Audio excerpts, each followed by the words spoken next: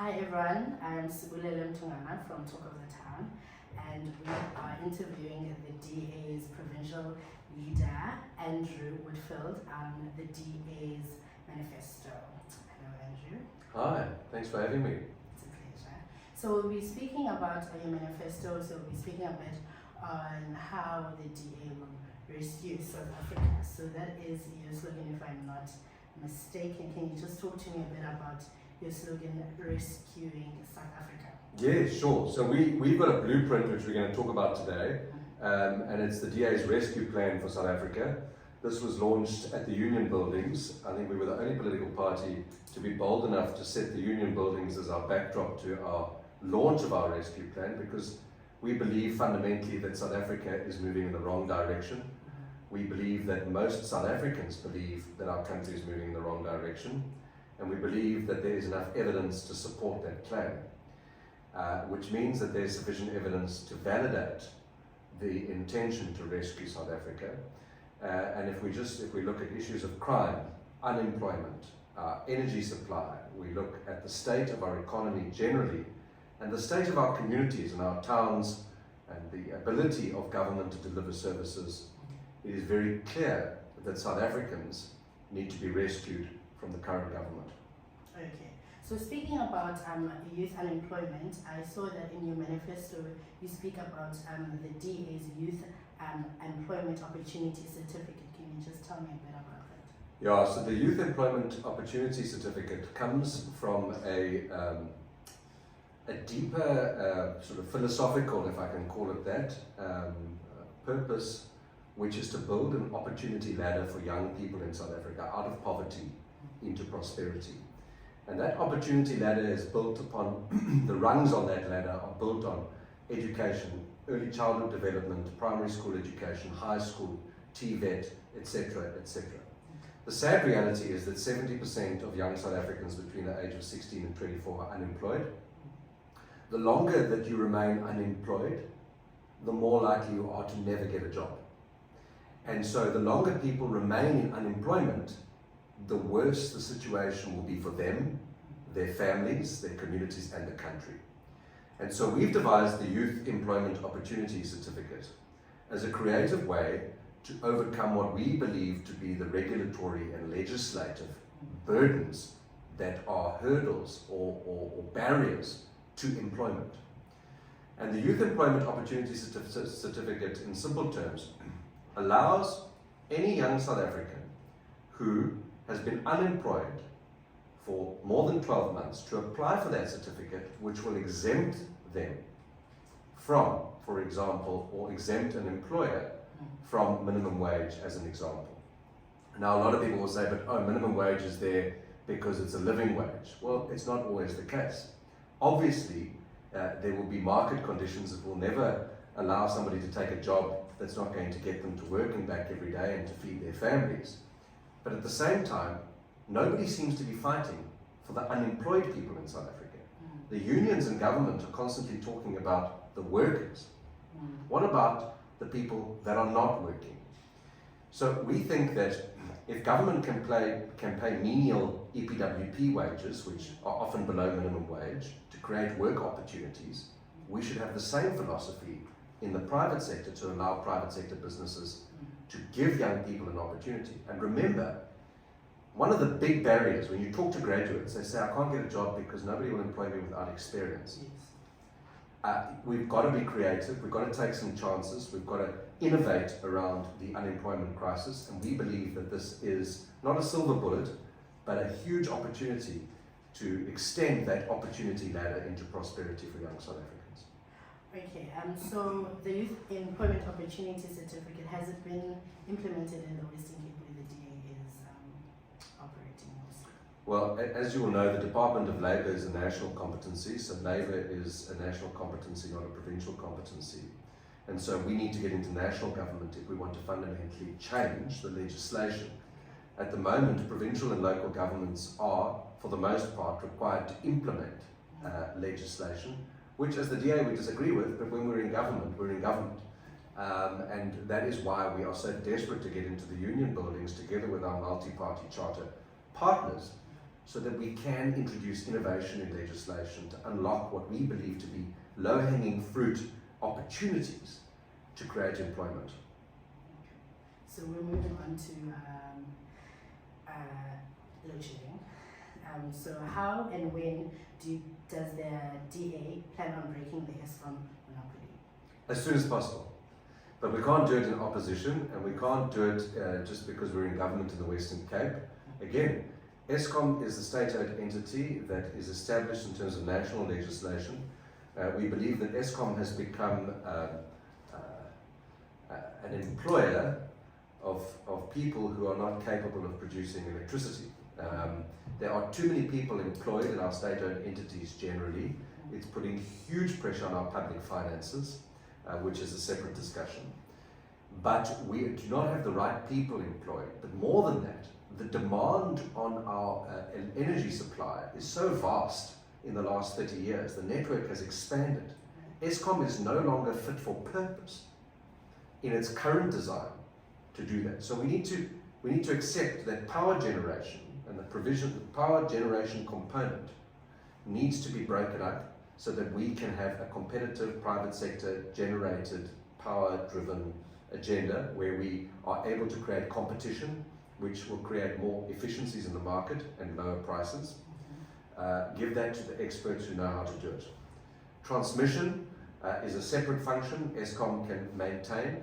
But more than that, we need to make sure that we empower individual South Africans to generate their own energy, and where there is a surplus, to sell that back into the grid. So in Cape Town, 58 million rand, for example, in the last financial year, or in this current financial year, which ends in June, has been set aside for what we call the prosumers, as opposed to consumers. So people who are able to generate more electricity than they need, can sell that back. The City of Cape Town will buy it, creating more supply to allow people to buy electricity cheaper, which helps low-income households to procure energy in order to bring down the cost of living, which is a problem, but more importantly, to keep the lights on. Young people who need to do their homework at night cannot do their homework because of load shedding. We need to keep the lights on, and we need to bring down the cost of electricity, which is skyrocketing, and we believe that our proposal will do both of those things. Okay, so in the DA's manifesto, it speaks about enabling increasing self-generation among consumers, businesses, and municipalities in good standing. Can you please elaborate on that? Well, municipalities in bad standing, and there are many of them in the Eastern Cape, many in financial distress, many that are not capable, should not be given any more responsibilities until they can prove that they can do the basics right. You will remember a certain political party used to say back to basics. Well, it seems like we're still getting back to basics many years after that election slogan. But capable and competent municipal authorities should be able to, whether it's to build a solar farm or to enable wind generation of energy to sell into the grid and to offset the burden on those municipalities, absolutely. I do, as an aside, believe that municipalities need to invest more money in the maintenance of their local grids, because it's not always load shedding that leads to power outages. It's actually old and tired and broken infrastructure that is within the domain of the municipality.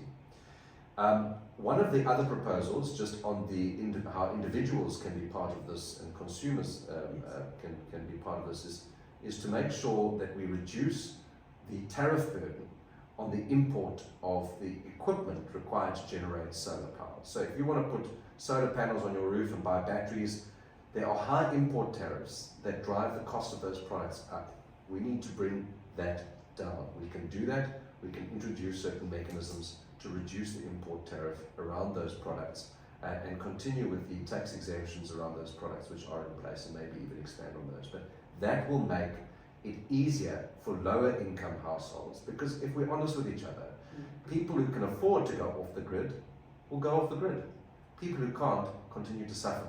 How do we make it easier for people who can't afford quite yet to go off the grid to procure those tools that they need to get off the grid? Reducing the tariffs, making sure that we have an oversupply of electricity rather than undersupply, improving competition in the power generation field will will all bring down the costs and assist fundamentally with the cost of living crisis that is killing South Africans.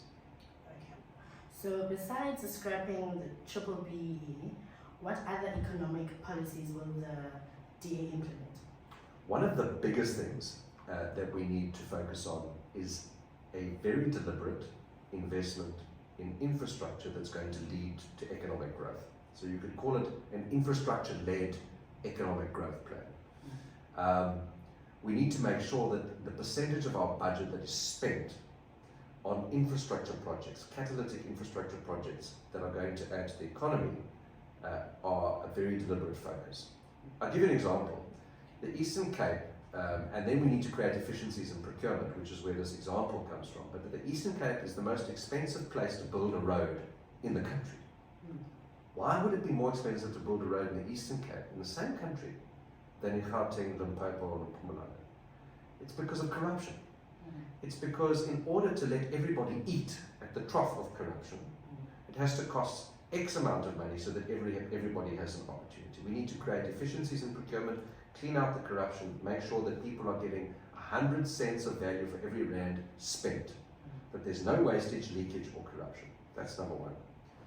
Once we achieve that, we are going to be able to get high quality services delivered. And I specifically reference roads because the roads in the Eastern Cape are falling apart. They are the economic arteries of our economic body. They are what keeps the economy going and alive, and especially with the railway network collapsing, a lot of freight, most of the freight has moved onto roads. We need to revive our rural rail network. Most of the rail network is in rural areas. That will trigger economic development in those communities as well. It will take pressure off our roads, creating a more efficient economic value chain from producing or production to export. One of the other key focus areas is our ports. Our ports are completely inefficient and ineffective. In fact, our ports rank in the bottom third of all ports in the world in terms of efficiency, which is an absolute disgrace. We believe that local authorities, again, capable, competent, local governments that can do the job, should have some authority over those ports. In Nelson Mandela Bay, I was the mayoral committee member for economic development. I had no authority over the products that were produced in Nelson Mandela Bay being exported out of the port, all centrally controlled. The central state is a key inhibitor to economic growth and development in South Africa. So infrastructure-led growth, and one of the things that's not specifically in here, but which is an obvious game changer for the economy, is fighting crime, or maybe not an obvious one. But in September last year, the World Bank produced a report that said that crime is crippling the economy. What does that mean? The report says that across various categories of crime, it is costing our GDP 10%. We are losing 10% of GDP to crime. Imagine we could halve crime, violent crime in 5 years. We would halve that impact. It would then be just 5% of GDP. That would have an automatic catalytic impact on the economy, on job creation, not just safety, which is the primary concern, but there is an economic spin-off to making sure we have a safer South Africa. And that is my portfolio. That's what I'm passionate about, is making sure that we fight crime, that we deal with criminals, we get the crooks out of cabinet in the union building so we can get the criminals off the streets in our communities. Okay. Moving on to our last question, Mr. Whitfield. In the DA's manifesto on page 32, it speaks on how the DA will, quote on say, rescue themselves from inequality. Can you please elaborate on that? Well, yeah, absolutely. And one of the great, I think it's probably appropriate, one of my great sort of isiXhosa phrases is vukuzenzele. Right? How do we create a culture of vukuzenzele rather than dependency on the state? We believe fundamentally that individual South Africans would rather have a job if they're able to work than be dependent on a grant. But we also acknowledge that millions of South Africans in the current economy are not going to get a job for a very long time. We believe that we need to create a social safety net to lift at least 2 million people out of poverty within 5 years. We believe we can do that by increasing the child grant, by making sure that we protect the grant infrastructure that's there for the most vulnerable people in our country, but also that we continue to build that opportunity ladder so that people can help themselves out of poverty in a partnership with government, that we actively promote a job-seeking agenda where we stimulate small business development and growth, where we empower, as we discussed earlier, young people to be exempted from what we believe to be a huge barrier to opportunity for young people, which is the minimum wage or sectoral minimum wage, where we want to create an environment where small businesses who are not signatories to collective bargaining agreements are not bound by those agreements, that they are free to operate within a set of laws and rules that protect the rights of the individual, but don't limit the opportunities that that individual should be entitled to. So we want to give people the tools, early childhood development, fixing our basic education system, making sure that 30% is no longer a pass mark, that we aspire to great things in South Africa, that we really give people the opportunities from cradle all the way to the grave. That opportunity ladder extends all the way through. And if we are going to be continue down the track we've been on for the last 30 years, where the government says, don't worry, we'll help you, well, the government's running out of money. Soon there won't be enough money to help people. The one last point I want to make on how do we get 2 million people out of poverty, and I love the opportunity ladder. I think it's a nice visual representation of our entire philosophical policy framework. But what we need to make sure that we do is we strip away the corruption that is killing opportunity, but more so, if you have a government that doesn't steal the money and appoints the right people to do the job properly, you will create efficiencies in public finance, which means there'll be more money to increase grants if it's necessary, more money to incentivize job seekers by giving them a job seekers grant. So you will get a grant provided that you are actively looking for work. And that on the supply side, we are creating economic growth by fighting crime, investing in infrastructure, improving our energy supply so that people want to invest, making sure that young people are exempted from the onerous constraints of certain labour legislation. And so on the demand and supply side, this incredible manifesto, which is well costed, properly researched, and uses the United Nations Sustainable Development Goals as our key sort of metric through which we will evaluate our performance, is something that South Africa has never seen before. It's nothing the DA has ever produced before. It is fresh and it is exciting. And our job is to make sure that we communicate this in a way that translates into the hearts and the homes and the minds of the people of South Africa. And that is why I'm here today with you, and it's why I was in Matatiel last week, and it's why I'm traveling across this province to take this manifesto to as many people as possible.